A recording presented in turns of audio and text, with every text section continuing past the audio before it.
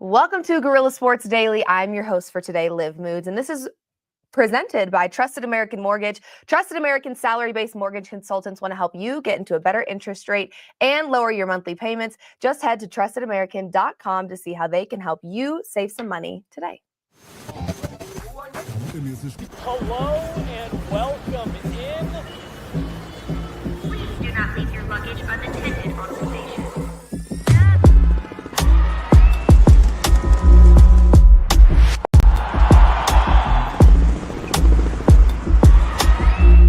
Welcome to the show. Hello, everybody. Happy Friday, and welcome to another Guerilla Sports Daily. I am your host for this Friday, Liv Moods, and this is presented by Trusted American Mortgage. We're going to get into all things Denver sports first, and then we're going to transition into NFL playoff implications because we are at that point in the season. While we do have many other Denver sports happening right now, I think most importantly, the NFL is about to enter a very, very interesting time. Few weeks here where a lot of teams for the last few weeks have been either fighting for a playoff spot or falling short of a playoff spot, or their division opponents are taking their playoff spot. So we know this is a crazy time of the year for all things NFL. Thank you guys so much for being here. I hope everyone has had a wonderful Friday so far. It is almost the weekend, so just keep that in mind. And I cannot believe it is 2025. I might say that for the next couple of months because I truly can't believe it. But let's get into all things Denver sports. I'm not going to spend a ton of time talking about the CU Buffs because you guys know how that bowl game ended. Unfortunately, BYU was just better and they got beat. And unfortunately, also, the CSU Rams could not get it done against their opponent in the Snoop Dogg Bowl. So not a great bowl game weekend last weekend for our Colorado college teams, but nonetheless, we are so proud of them and so excited for them. And as far as I know, Coach Prime is here to stay, so we will have many, many seasons of exciting football to watch and talk about as it pertains to CU specifically. Let's get into, let's start with the Colorado Avalanche, considering that was a wild, wild game last night. I just got some inside information from the hockey fans in the room. However, I already knew this game was crazy, not because I had it on. I was busy doing other things, but I did get a call from my mother who said, "Did you see the game tonight?" I'm like, I didn't know the Nuggets were playing. She's like, "Not the Nuggets, the Avs." It was insane. So got a little bit more information. And actually, if you want to get a deep dive, if you are a hockey fan, you watched the game and you want to know how the team and the coach are feeling, we do have all of those interviews, those post-game pressers up on our YouTube, Guerilla Sports YouTube. So make sure you're checking those out. But here's what I do know. It was not the momentum was not in the Colorado Avalanche's favor last night. The Sabres were up on them for quite a bit, and then the Avalanche took it into overtime and won in overtime. But here's what I was just talking about in this studio. Apparently, there's a little bit of controversy around that game. The Avs goalkeeper ended up going down injured. The refs did not blow the whistle. Playing continued on the ice, and the Sabres scored while the Avs goalkeeper was down and injured. I don't know a ton about the rules of hockey, NHL, but I would imagine there's got to be a little bit of controversy surrounding that subject because one, the Sabres were scoring while somebody was injured on the ice. And two, I'm pretty sure it's just a universal rule / fact that when somebody's injured in the middle of a game, you stop the game. That's typically how it works. If this would have ended in a loss for the Avs, I would imagine the furious feeling that Avs fans and or the Avalanche team would have felt knowing that one of those goals was while their goalkeeper was down and injured would have been much, much bigger. I'm sure there still is frustration because injuries are very serious and can be very serious, especially in hockey.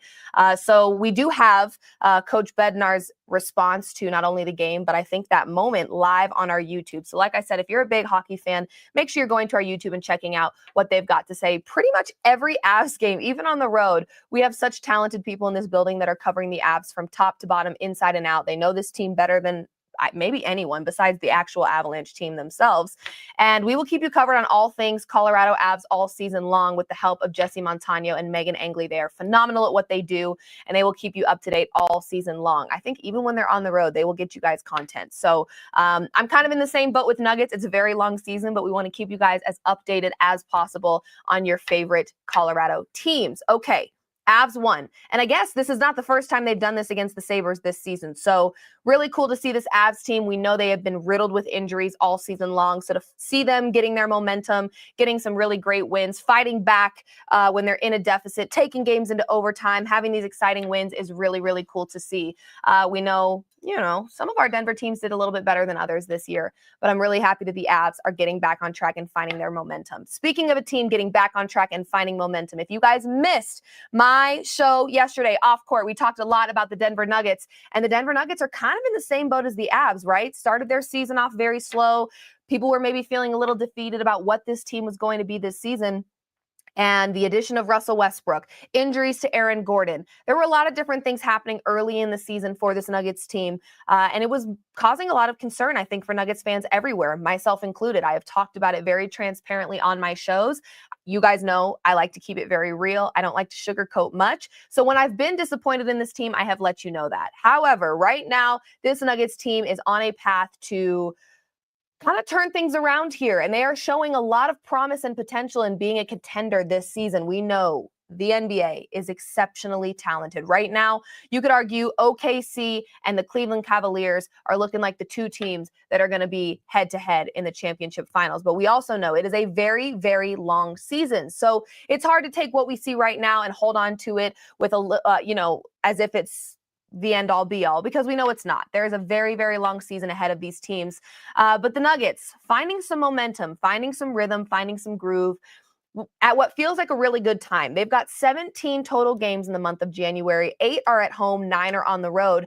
And all but I think 2 of those games are against teams that are above 500. So they've got some tough competition ahead in this month. And this is a really important month, in my opinion, for them to solidify who they are. We're starting to see flashes of their offensive identity, flashes of some hopefully improvement in their defensive identity. And so this is a really important month, in my opinion, for them to solidify what we're seeing. We're seeing great moments by this team, but we want to see it all come together and come together consistently over the course of a month of tough games. And that's hopefully what we're going to see this month. Our Denver Nuggets actually play tonight at home against the San Antonio Spurs. And I believe we will have Brennan Crystal keeping you up to date on all things Nuggets tonight. And then tomorrow night, they actually go to San Antonio and play the Spurs again. And I will have a post-game live show where we're sitting back late at night talking all things Denver Nuggets, hopefully celebrating a win against Wemby and company. Like I said, the month of January is going to be very important for this Nuggets team to solidify their identity. They're getting close. We're seeing flashes of some really exciting stuff, but we need it to stay consistent. Okay, Nuggets, we're rooting for you. We're excited for you, but let's keep the ball moving. No pun intended. Okay. Denver Broncos. I will be diving into all things Denver Broncos in much more detail and depth in just a little bit, actually, under an hour. At 11 a.m. Mountain Time, you can expect Nate Jackson joining me here at the desk, and we're going to talk all things Denver Broncos. Will they make the playoffs? What can we expect from this Chiefs game this weekend? The Chiefs starters probably aren't playing. We already know Patrick Mahomes is not playing, but is it a trap game? Is this a moment where if not the Nuggets, oh my gosh, if the Broncos let their guard down even this much, are they going to be in trouble against this Chiefs team? It is do or die for the Broncos this weekend. If they do not win, I'm feeling like their playoff chances are slim to zero, okay? So this is a very, very important weekend for them. And I think naturally, Broncos country, the frustration that is bubbling up with this Broncos team is the fact that they've dropped 2 games now that would have made this weekend a very comfortable and easy one. But now they have basically their playoff lives on the line here, and they need to get a win against a really great Chiefs team. Despite Patrick Mahomes not playing, we know this is still a very well-coached and talented team in the NFL. So there's going to be a lot to talk about. I will break it all down with Nate Jackson in less than an hour. He will be joining me here, and we'll talk all things Denver Broncos. But as you guys know, really tough loss last weekend against the Bengals. At the last second, they took it to overtime. Marvin Mims with an insane catch. Bo Nix kind of just throwing it out there. Marvin Mims got a hold of the ball. They took it into OT. They only needed a tie in that one. They did not go for 2 to win. They took it into overtime and unfortunately allowed Joe Burrow to do what Joe Burrow does best, find Jamar Chase, find T. Higgins, and the Broncos unfortunately lost in overtime. So the week before that, we saw them drop a game against the Chargers because they simply could not show up in the second half. So unfortunately now, like I said, the backs are against the wall here for this Broncos team, and this game is going to be exceptionally important this weekend. And Nate Jackson and I will break it all down for you in just 45 minutes. So make sure you're sticking around, turn on our post notifications, and tune in. Let's get some of those comments on the screen before we head over to all things NFL. Must win. We can't take this. We don't deserve the playoffs. Don't say that. Do not say we don't deserve it. No, to your point, you're not completely wrong in that. I think that there's a lot of frustration, like I said, with Broncos country right now, in the sense that we kind of dropped a few late games in this season that were very important that they absolutely could have won. And so there is that frustration of, we were riding this high, everything was feeling very positive and optimistic, and then those games get dropped and naturally you kind of feel a little defeated about it. And I totally understand that. However, let's not forget all the amazing things that this Broncos team has done this season. I do think there is still hope. And I do think, because of how well they're coached and how great this defense is and the potential we've seen from Bo Nix this season, there is a world where this Broncos team slides their way into the playoffs and can win some football games. I truly believe that, but we're going to have to see what they bring this weekend before we make any judgment calls on that. So what do we have here? How are you not cold, Liv? LOL. Well, something I will tell you about this Guerilla Sports studio, the temperatures are different in every room. So the people upstairs that are editing oftentimes get very chilly. So they turn the air up. And in this room, sometimes I feel like a roasted pig. And so I wore a tank top today because I just cannot handle sitting here sweating during my shows. I just can't afford it. But no, I'm not that cold. It's actually been beautiful in Denver. I don't know what's going on. Also thankful you guys don't do Rockies. Cedric, I think in a perfect world at some point we would talk about the Rockies, but the Rockies need to give us something to talk about first, and they don't really do that very often. So hopefully down the road we will keep you covered on all things MLB, but for now, not a whole lot to talk about in Denver. I think the Nuggets are starting to find the groove. I agree, Steve. I almost called you Steele, but that's your last name. I agree, Steve. I think that they are finding momentum and rhythm at the right time, which is going to be very important. But now they just have to keep that and make it consistent. We can't just see flashes all season long. We have to see that this is truly who this Nuggets team is. So I do agree with you, but I want to see them kind of hammer things down a little bit and do it in a more consistent level. That's all. So anyway, let's talk a little bit about, again, the NFL playoff picture here. We know because the Chiefs are resting starters, you can obviously assume that they have locked in that number one seed in the AFC, and they have. They've been an exceptional team, as much as it makes me insane. They've just been a really great team. I still cannot believe, truly, I still cannot believe that the Chiefs only lost one game this season. We all know. If you know, you know. I'm not saying this because I'm a Broncos fan. I'm saying this because it's the truth. We all know that the Broncos easily could have won that game against the Chiefs and probably should have, but unfortunately they did not. The Chiefs, we can call them lucky. We can say they've got luck on their side, but when you're a really great football team, things just tend to fall in your favor. And that is truly what we've seen a lot of this season for the Chiefs. The Chiefs could three-peat. Actually, they are the favorite in most sports books to win the Super Bowl again for the third time in a row. I personally will pull my eyeballs from my face if that happens. I will. I'll have to. There's no other option. I'm sorry. I can't handle it. But there is a large possibility that that's what we see again. We know under Patrick Mahomes and Andy Reid, anything is possible for this Chiefs team. They have proven to be one of the best teams in the NFL.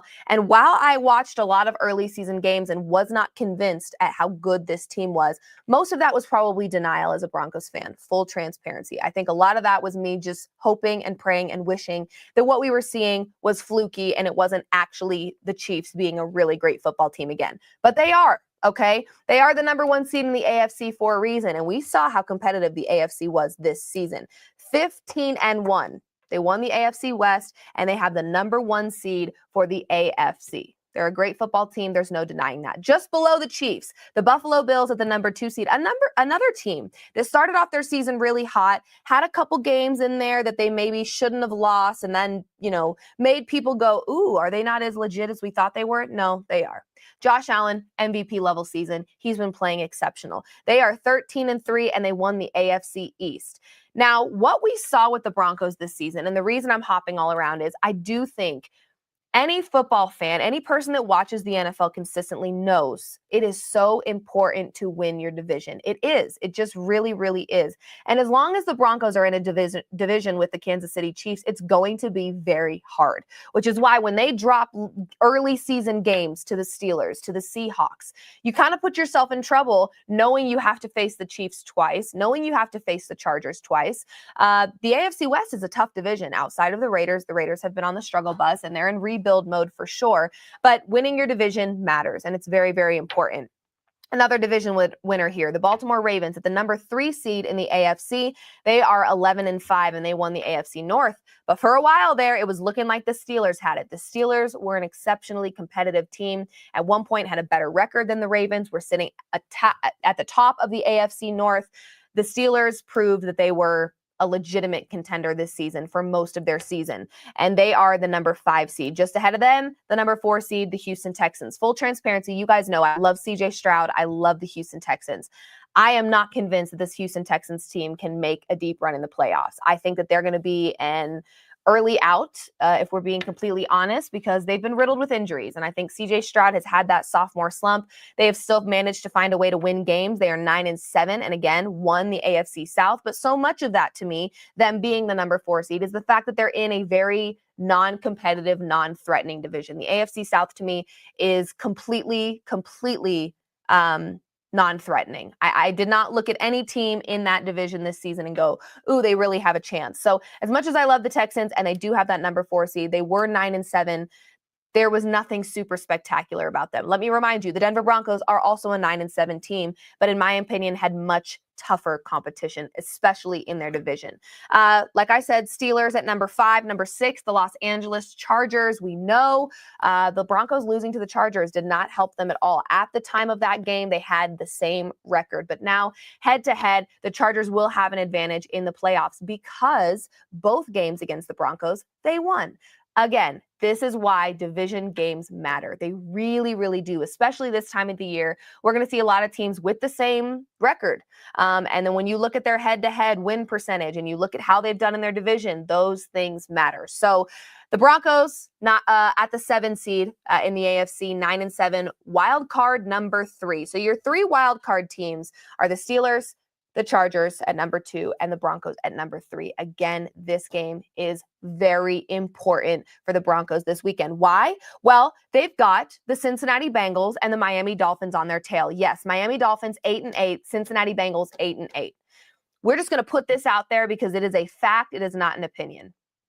If the Bengals had a better record, Joe Burrow is your MVP, hands down, no competition, no conversation. If you look at the numbers, it's there. If you've watched, he passes the eye test for MVP. He's playing exceptionally well this season. However, it did not translate to wins early in the season for this Bengals team. They struggled. They dropped games that they had no business losing against opponents they had no business not beating. And unfortunately, I think it affected Joe Burrow's chances at MVP. Had they won more games, Joe Burrow would be your MVP this season, and it wouldn't even be close. But because he is not a favorite to win MVP, the race between Lamar Jackson and Josh Allen does feel very close. And here's my hot take on it all. This would be the perfect year for the voters to prove that the MVP award is not just a quarterback award. What Saquon Barkley is doing for the Eagles is exceptional. It has been so fun to watch. He has been the perfect addition to this team, and he is doing some very impressive things. He was going to potentially break an all-time record this season, but he is not going to be playing against the Giants this weekend, and I think that's very smart. We know running backs have exceptionally broken bodies when it comes to positions in the NFL. They are one that typically gets injured the most. And we know the market for running backs doesn't really have their protection and their job security in mind most times. So I think it's a very wise decision to sit someone like Saquon Barkley ahead of the playoffs because the Eagles could have a really great shot at making a deep playoff run. I have a futures ticket on the Eagles to win the Super Bowl. The second I heard they were getting Saquon Barkley, I placed that ticket at plus 1,600. I could not help myself. I love Saquon Barkley, and what he's doing is exceptional. I think it would be the perfect year to prove that this is not the most valuable quarterback award, and it's the most valuable player, because what Saquon Barkley is doing is exceptional. You could also make a case for Jamar Chase, who is doing exceptional things. Jamar Chase, I'm not sure if you know this, right now currently has more yards than every Patriots wide receiver combined.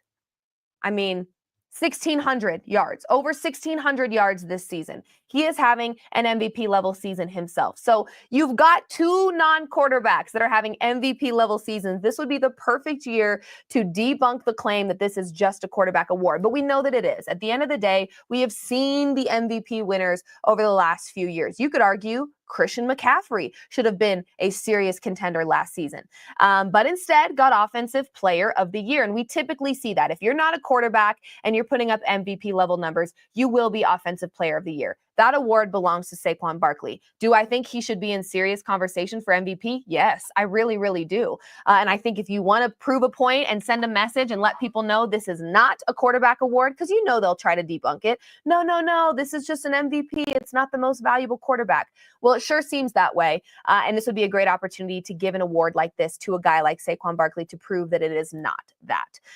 But we probably won't see that. I'm sure it will be a tight race between Josh Allen and Lamar Jackson. Believe right now Josh Allen is still the favorite. I would argue if you're going to pick one of the two, if it's not going to be Joe Burrow, it should be Lamar Jackson, because in statistically every category he is better.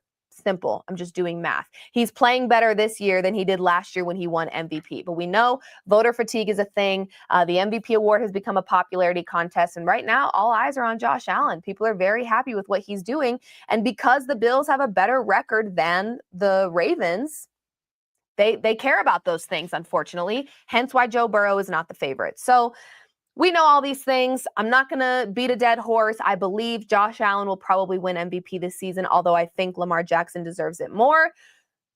In a perfect world, it would go to Saquon Barkley to prove that it's not a quarterback award, but I digress. Okay, let's move on to the NFC. Here's the NFC playoff picture for you as it stands. Number 1 seed, the Detroit Lions. They just went head-to-head against the Vikings to battle it out for the NFC North, and they pulled ahead and they won. So they are the number 1 seed, the Detroit Lions, 14-2, only lost 2 games this season. And that is after having some very bad late-season injuries to their roster that were obviously concerning. They lost some defensive players, big-time defensive players. David Montgomery recently, one of their really strong running backs, went out, and Jahmyr Gibbs said, "Don't worry, I've got it. I can do it myself." And he's done that. There has not been one moment that I have looked at this Detroit Lions team after being riddled with injuries and thought, dang, they almost had it, but these injuries are going to be in their way. It's not appearing that they will be. The Detroit Lions have looked exceptional. They were at the top of the NFC North, 14-2, best record in the NFC. They are your number 1 seed. Number 2, the Philadelphia Eagles. I just talked about Saquon Barkley. They're doing exceptional things. 13-3, NFC East winners, because we know the Cowboys, big stinker this year. I mean, my God. Did anyone really watch the Cowboys this year? I would have rather seriously ripped every eyelash off of my eyeball than watch the Cowboys for even 5 minutes. Sorry, can't do it. So we know the Eagles, best team in the NFC East. It wasn't even close. 13-3 for them. Then the Rams, kind of shocking people, but I have to say the NFC West was very underwhelming this season. We saw some really great football from the Cardinals early in the season, and then they kind of fell off. The Rams were wildly inconsistent, same with the Seahawks. As much as I love Geno Smith as a West Virginia girl, they were kind of a disappointment. And we know, I've spent many weeks talking about it with my co-host in Debo Samuel, the 49ers were a major disappointment this season. So the NFC West, even late in the year, was pretty competitive. It was kind of anybody's division at that point, despite how bad football was being played in that division. But the Rams came out on top, 10-6, your NFC West winners. And then in the NFC South, the Tampa Bay Buccaneers, Baker Mayfield is lighting it up. He is playing also at an MVP level. And of course, because the competition is just so competitive right now for MVP, there were quarterbacks that played better than him, yes, which is why we're probably not spending a lot of time talking about him. But Baker Mayfield just has something about him. He's got that dog in him. He has been rejuvenated while being a part of the Tampa Bay Buccaneers, and it has been so fun to watch. So the Tampa Bay Buccaneers finished 9-7, and they were your NFC South leaders. And They're the number 4 seed. So now you've got the number 5 seed in the Minnesota Vikings. Again, the NFC North was strange and competitive and arguably one of the most fun divisions this season. Both Norths, AFC and NFC North, were exceptionally fun and competitive this season, especially late in the season. It started to get fun when the Bengals started to make some noise. And we know the Packers were a sneaky team this year. They were a sneaky team last year. They've got a lot of talent. So your Vikings,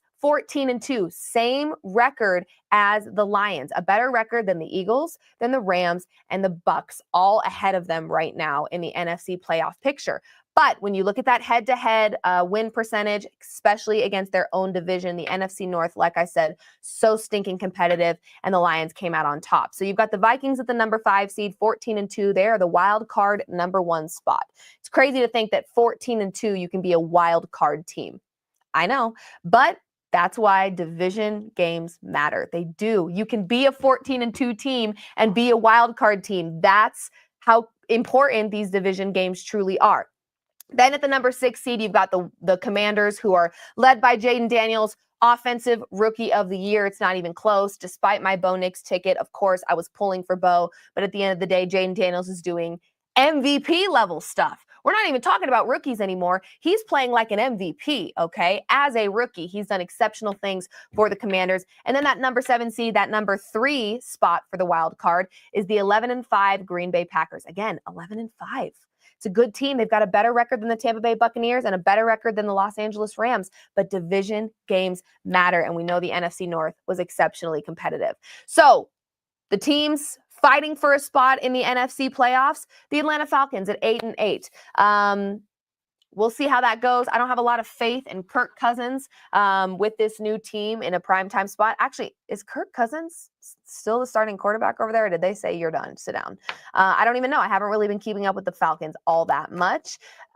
So, who knows? But yeah, that is your NFL playoff picture right now. You've got all the teams that have locked in their spots, and those are the Lions, the Eagles, the Rams, and the Chiefs, the Bills, the Ravens, and the Texans. And then, of course, your wild card team, the Steelers, the Chargers, the Broncos, the Vikings, the Commanders, the Packers. I would say, looking at this as a whole, the NFC was way weirder than the AFC this year.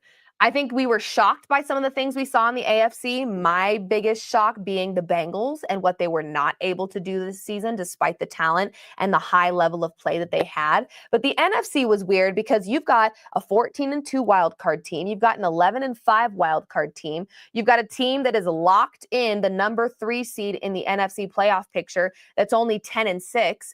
It's just interesting. It's interesting to see how this all unfolded this season. But again, I stress one more time, division games matter. And that is one thing the Denver Broncos struggled with immensely this season.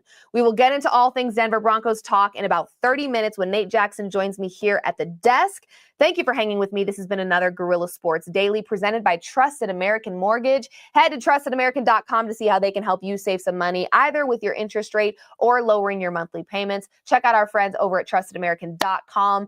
Thank you guys for being here. Happy Friday. Happy 2025. I know we're already 3 days in, but it is still so strange to me that it is 2025. I could not be more excited for what 2025 has to offer, not only myself, but also Guerilla Sports. So make sure you're following Guerilla Sports on all things socials, Instagram, TikTok, Twitter, YouTube. Give us a subscription there so you guys don't miss on any of the content we've got for you. We'll keep you up to date on all things Colorado sports. But even more than that, Nate and I are going to talk a lot of things in the next 30 minutes about just the NFL as a whole. So we'll keep you covered on all things content. I'm your host for today, Liv Moods. Happy Friday, and we'll see you in just 30 minutes to talk all things Denver Broncos.